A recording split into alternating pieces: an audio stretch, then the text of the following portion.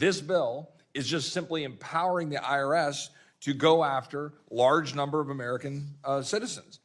And that, I think, is not something that is in the best interest of the people. Fact of the matter is, roughly, and these are ballpark numbers, they change by the year, the top 1% of the population is paying about 40% of the taxes. So I'm not sure what the fair share here is. This amendment would actually do just the opposite of what specifically my good friend Mr. Roy mentioned. It would reject the harmful Republican cuts to the IRS and general government agencies and ensure that hardworking taxpayers are protected from extreme GOP policies. But right now, what we have are Democrats in the Senate wanting to hide behind a bill they know has no chance of moving through because, frankly, if it were passed, my colleagues on the other side of the aisle are concerned about us campaigning on this, make it a political issue. If that legislation were passed, the issue would still exist. And what the former president knows is that the bill being negotiated in the Senate is not a good one. He's calling that out. But I can assure you, I don't take orders from the former president, nor do I take orders from Somalis in Minnesota. But some people do. This is ridiculous. This is all theatrics. Shame on you for exploiting this issue. Shame on you for ginning up all this hate and all this, all this vitriol, and not wanting to be part of the solution, not wanting to do anything to fix it. I'm also puzzled by the fact, and I think I need to get I think I need to go to the Capitol physician and see if I can get a neck brace, because I have whiplash following the logic of some of my Republican friends. Republicans have done nothing of importance. I don't even know why they want to be in charge, quite frankly, since they have wasted away their time in the majority. And it's not just me saying that. It is them. Congressman Chip Roy, who sits on the Rules Committee, said, and I quote, "One thing. I want my Republican colleagues to give me one thing, one, that I can go campaign on and say we did. One. Anybody sitting in the complex, if you want to come down to the floor and come explain to me one material, meaningful, significant thing the Republican majority has done besides, well, I guess it's not as bad as the Democrats." More recently said, and I quote, "We can't get anything done around here. It is very frustrating," end quote. I mean, what do Republicans say when they go home and voters ask, "What have you done? What have you done?" What do you tell them? What do you say to somebody who asks, "Why are you more concerned about Hunter Biden than about our constituents?" I mean, you people need to touch the grass. Get a grip.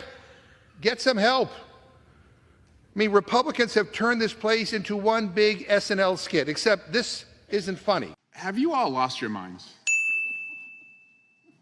You are talking about a bill that your side wrote.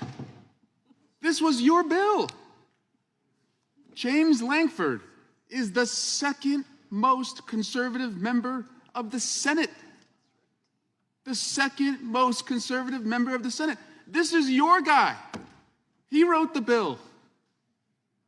He wrote the toughest border security bill that has come out of the Senate.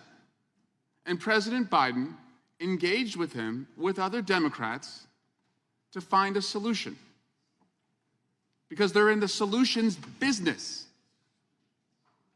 And you're in the chaos business. Patrick Henry wrote in 1778, "Guard with jealous attention the public liberty. Whenever you give up that force, you are ruined.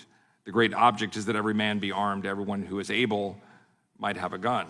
But the principles remain the same in any event. The principles are exactly the same. And that is the reality of the purpose of the Second Amendment. The only substantive response I've gotten from my colleagues is a quotation from Patrick Henry, an anti-federalist who strongly opposed the Constitution precisely because he thought it gave the government way too much power and the people not enough to rebel against the government. And when I pointed this out, my friend Mr. Roy of Texas, who's by far the most articulate and able defender of this doctrine, concedes that I'm right about the Constitution, but shifts over to talk about the Declaration of Independence, which I cheerfully concede is a revolutionary document, and which explained why, after a long train of abuses and usurpations by the Crown and Parliament, we needed to dissolve the political bands of union with England. But that's the whole point. We are governed by the Constitution, which is positive law, and nowhere does it grant a right of insurrection. It opposes it at every turn. As a matter not of constitutional law, but natural law, people can decide to overthrow their government, but you do that on your own time, at your own risk. The Constitution does not give you the right to destroy the Constitution. Now, amazingly, in the wake of this savage insurrectionary attack against our government, the NRA and its followers in Congress continue to propound the idea that the Constitution, specifically the Second Amendment, gives people a right to violently attack and overthrow the government of the United States. This so-called insurrectionary theory of the Second Amendment maintains that its purpose is to allow citizens to wage armed resistance if they think the government is being unfair or unjust. The reading is absurd and flies in the face of the plain text of the Constitution, which in at least 7 different places that I count clearly forbids and punishes armed resistance against the U.S. government. A few examples. The Republican Guarantee Clause, Article 4, Section 4, provides the U.S. shall guarantee to every state in this union a Republican form of government and shall protect each of them against invasion and against domestic violence. This was written in the Constitution specifically in response to Shays' rebellion and armed resistance to the government, which the founders strongly condemned. The reality is there are significant concerns and impacts of illegal aliens on the communities that we represent. That's the truth. My Democratic colleagues don't want to talk about that. They want to hide behind a Senate bill that had no chance, zero, of passage, was purposely constructed to give cover for those who know full well, because the American people are very clearly seeing it with their eyes, that this administration is purposely failing to secure the border of the United States. With Democrats like Mark Elias, who is out there doing what? Challenging laws in Arizona to make it not possible for those who are here illegally to vote. Now, why would he do that? Why do you suppose he would do that? I don't know.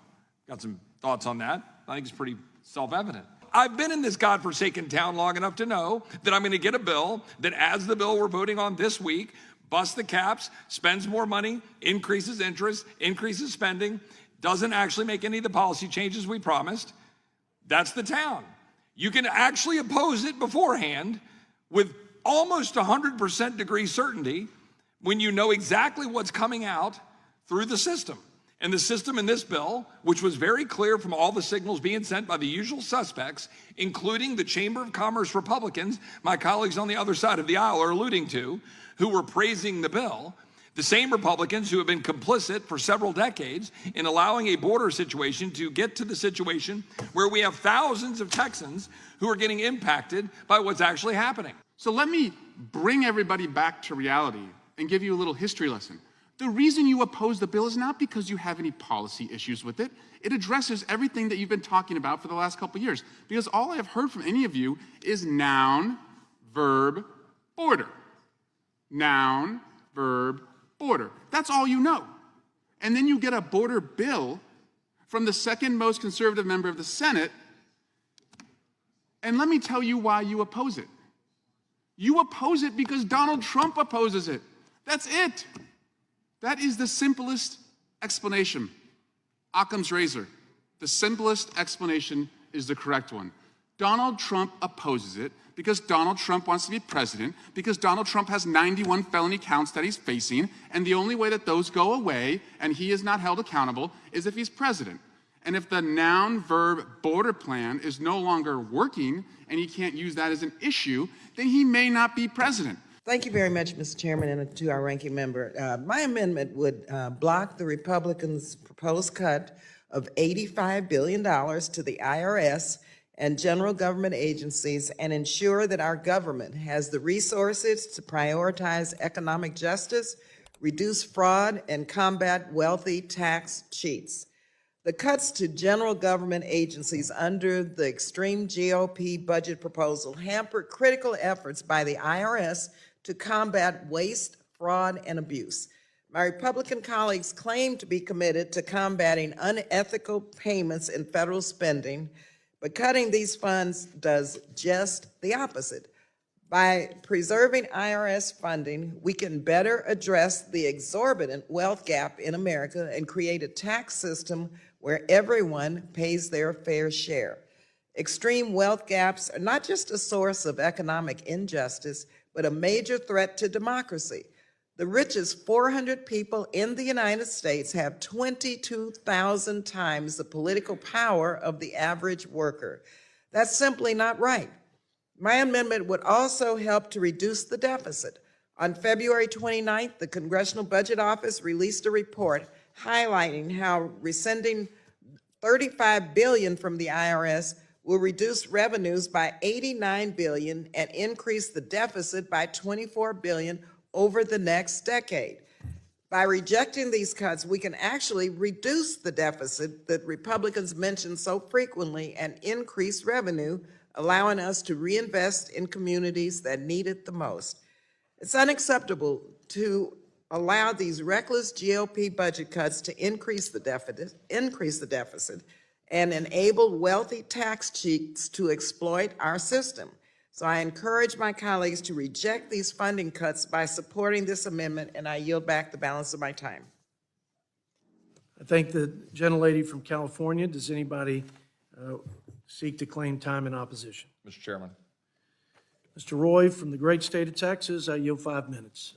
Well, thank you. I do seek time in opposition with all due respect to the gentlelady from California, with whom I'm happy to work on, for example, ending 20-year-old authorizations of the use of military force, and that we need to re-engage on that. Happy to work with you on that. This bill is just simply empowering the IRS to go after large number of American citizens. And that, I think, is not something that is in the best interest of the people. The IRS audits the poor at 5 times the rate of everyone else. That's that bastion of conservatism, CBS News. New York Times, black taxpayers at least 3 times as likely to be audited by the Internal Revenue Service. The basic point is, so-called tax cheats can afford accountants and lawyers to manage a highly complex tax code, which is my last point. If we want to solve this problem, simplify the code, make it to where it is much more difficult to navigate that with tax lawyers and accountants, and let's get busy doing the work we need to do to get our fiscal house in order. And I would yield to the gentleman from Utah. This funding supports the IRS efforts to ensure that wealthy taxpayers are paying their fair share and combats waste, fraud, and abuse in the tax system. Investing in an effective and efficient IRS is a common sense solution to reduce the deficit, increase revenue, and bolster resources for our most vulnerable communities. So I encourage my colleagues to support this amendment, yield back the balance of my time. Thank you very much, Mr. Chairman. I thank the gentlelady from California, and the question now is on agreeing to the amendment offered by Ms. Lee. All those in favor say aye. Aye. All those opposed, no. In the opinion of the chair, the noes have it. Mr. Chairman, I ask for a recorded vote, please. Roll call vote's been requested by Ms. Lee. Pursuant to the bipartisan consent agreement, we'll postpone that roll call vote until later in the markup. Are there any other amendments at the desk?